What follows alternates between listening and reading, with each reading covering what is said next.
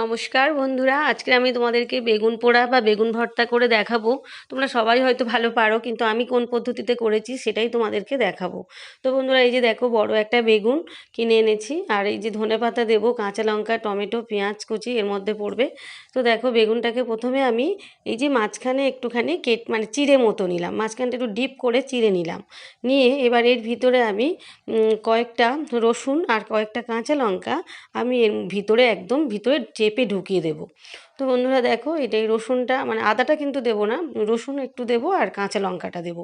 রসুন মানে আদাটাকে আমি পরে একটু সামান্য গ্রেট করে নেব। তো এই যে লঙ্কাটাকে দুটো বড় বড় লঙ্কা আর এই যে 5 থেকে 6 টুকরো মতো রসুন আমি এর মধ্যে ঢুকিয়ে দিয়েছি, দিয়ে ভালো করে চেপে দিয়েছি। এটা কিন্তু আর বের হবে না, একদম টাইট করে দিয়েছি, মানে একদম চেপে। আর এবার দেখো বন্ধুরা, আমি বেগুনটাকে এবার কীভাবে পোড়াই।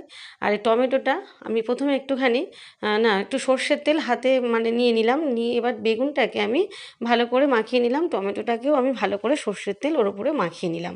কারণ এটা নিলে কি সুবিধা হয়, পোড়াবার পরে ওদের যে খোলসগুলো আছে খুব তাড়াতাড়ি উঠে যায়। তো এই যে দেখো, আমি গ্যাসের মধ্যে একটা মানে রুটি শাঁকা যে এটা দিয়ে, ওটা দিয়ে আমি করে নিলাম। তোমরা চাইলে হচ্ছে উনুনেও করতে পারো, উনুনে এটা খুব ভালো হয়, কিন্তু আমার রুটি শাঁকা দিয়ে আমি গ্যাসেই করে নিলাম।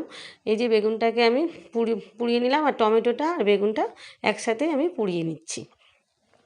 তো এপিট ওপিট করে ভালো করে আমি পুড়িয়ে নিলাম বেগুনটা আর টমেটোটা, মানে পুরো মানে বেগুনটা পুরো একদম পুরোটা, মানে এদিক কোনো দিকে যেন কাঁচা না থাকে, সেইভাবে আমাকে লক্ষ্য রাখতে হবে।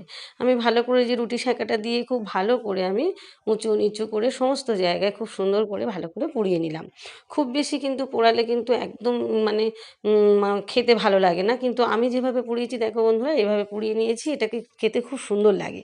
তো আমি সামান্য একটু জল নিলাম বাটিতে করে, নিয়ে সেই জলের মধ্যে হাত ডুবিয়ে ডুবিয়ে আমি এগুলো খোলসগুলো সবই ছাড়িয়ে নেব। দেখো, টমেটোর খোলসটা উপর থেকে ছাড়িয়ে নিলাম, নিয়ে আর বেগুনের খোলসগুলো মানে খুব তাড়াতাড়ি উঠে যায়, যেহেতু আমি সর্ষের তেল দিয়েছিলাম, তো তাড়াতাড়ি ওই জন্য উঠে যাচ্ছে। দেখো, বেশি কিন্তু আমার দেরি হয়নি, খুব স্পিডে উঠে গিয়েছে। তো এবার আমি এগুলোকে ভালো করে ছাড়িয়ে নিলাম, নিয়ে এবার আমি ওদিকে হচ্ছে পেঁয়াজটাকে কুচিয়ে নিয়েছি, ধনে পাতাটাকে হচ্ছে শুধু মানে ধনে পাতা থেকে ওই পাতাগুলোকে আমি আলাদা করে নিয়ে কুচি কুচি করে নিয়েছি। আর এই যে ওর মধ্যেই তো লঙ্কা আর রসুনটা পুড়িয়ে পুড়িয়ে অনেকটা পুড়ে নরম মতো হয়ে গিয়েছে, সেগুলো ওর সাথেই মেখে নেব। আর এই যে দেখো বন্ধুরা, আমি ছুরি দিয়ে ওর মোটাটাকে ফেলে দিলাম, দিয়ে এবার আমি ভালো করে দেখে নিলাম বেগুনটার মধ্যে একটু পোকা টোকা আছে কি না, কিন্তু বেশ বড়, মোটামুটি বড় ছিল, খুব যে বড় তা না, মিডিয়াম সাইজে বেগুনটা ছিল। তো এই যে দেখো, ভালো করে আমি দেখে নিলাম, ভিতরটা কিন্তু পুরোই পরিষ্কার, কোনো পোকা টোকা কিছুই নেই।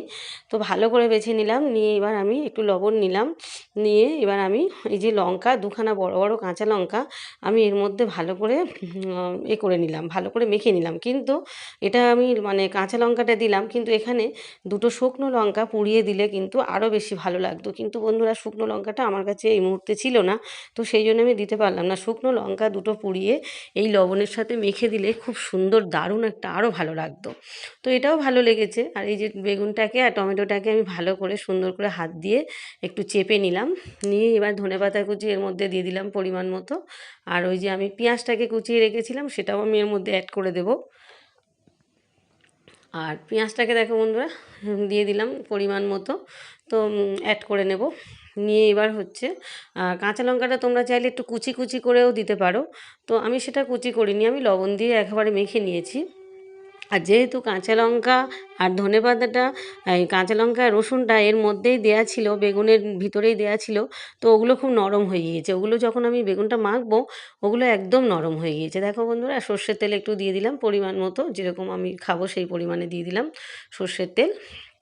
তো এর মধ্যে সবই পড়েছে, শুধু দুটো শুকনো লঙ্কা একটু পুড়িয়ে দিলে ভালো লাগতো আরও বেশি, আমি সেইভাবেই করি, কিন্তু যেহেতু ছিল না, কিছু করার নেই। তো এই যে ভালো করে সুন্দর করে মাখিয়ে নিলাম।